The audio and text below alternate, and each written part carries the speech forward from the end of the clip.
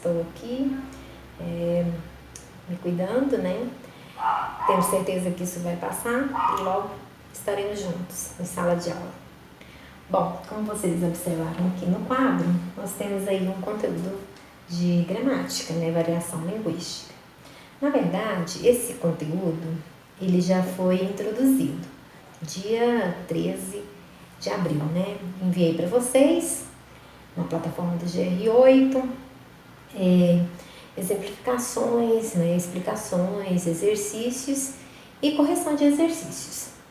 Nós tivemos aí, né, uma pausa de 3 semanas, né? Uma semana foi uma semana de revisão, né?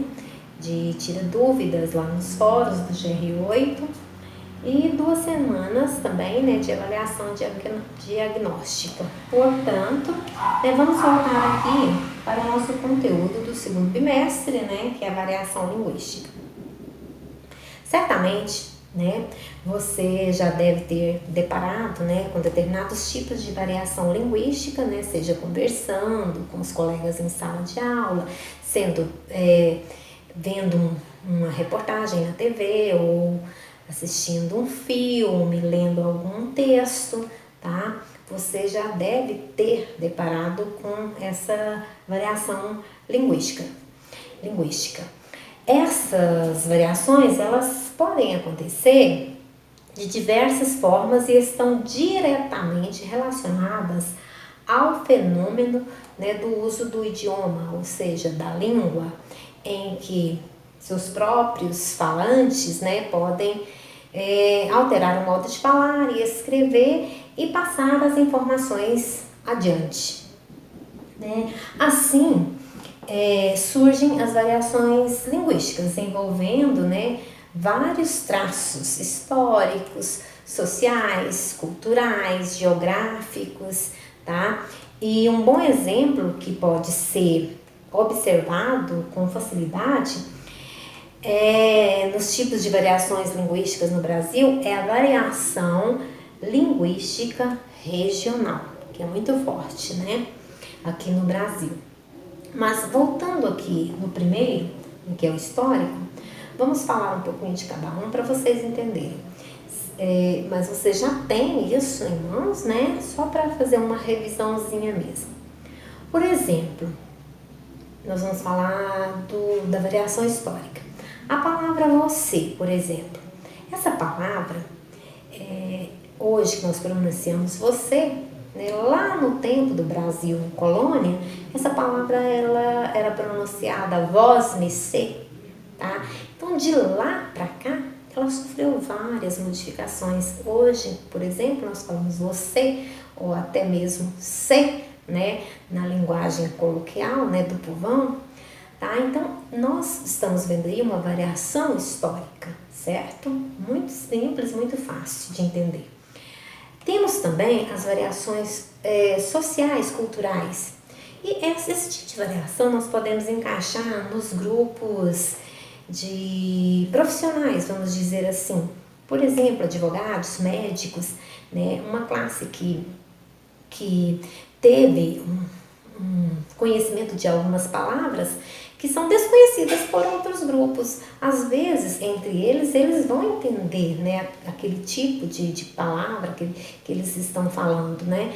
Se eu, por exemplo, ficar numa roda de médicos ou advogados, vai ter certo momento que eu não vou entender o que eles estão falando, porque no contexto deles, né, eles entendem, tá? Então, aí nós temos uma variação sociocultural, né?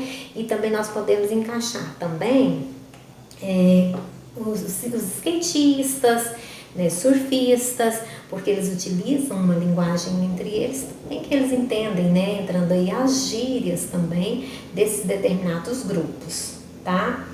Nós também temos um tipo de variação social, vamos dizer assim, que vou dar um exemplo bem simples. Por exemplo, uma criança, né, que convive com pessoas que frequentaram escolas, faculdades, lugares em que a maioria dessas pessoas elas vão utilizar a linguagem de acordo com a norma padrão ou uma linguagem culta. Essa criança ela cresce dessa forma, né, aprendendo com essas pessoas e ela está nesse contexto, né, social diferente de muitos, vamos dizer assim, que não tiveram oportunidade, às vezes crescem convive, né, num outro grupo social, que as pessoas não tiveram muita oportunidade, né, ou frequentam outros lugares, que vão utilizar palavras diferentes. Aí nós temos essa variação linguística também, tá? Agora vamos falar um pouquinho sobre a variação linguística regional, que ela é muito forte aqui no nosso país. Nós temos, né, as regiões aqui do Brasil. O Brasil é um país muito grande e cada região tem uma forma particular, né, de falar. Por exemplo, aqui em Goiás, nós que vivemos aqui, nós temos um jeitinho de falar que às vezes as pessoas acham diferente, mais arrastado, mais cantado, diferente do Nordeste, do Sul, do Sudeste, né? Então, é diferente. Então, isso daí entra a variação regional.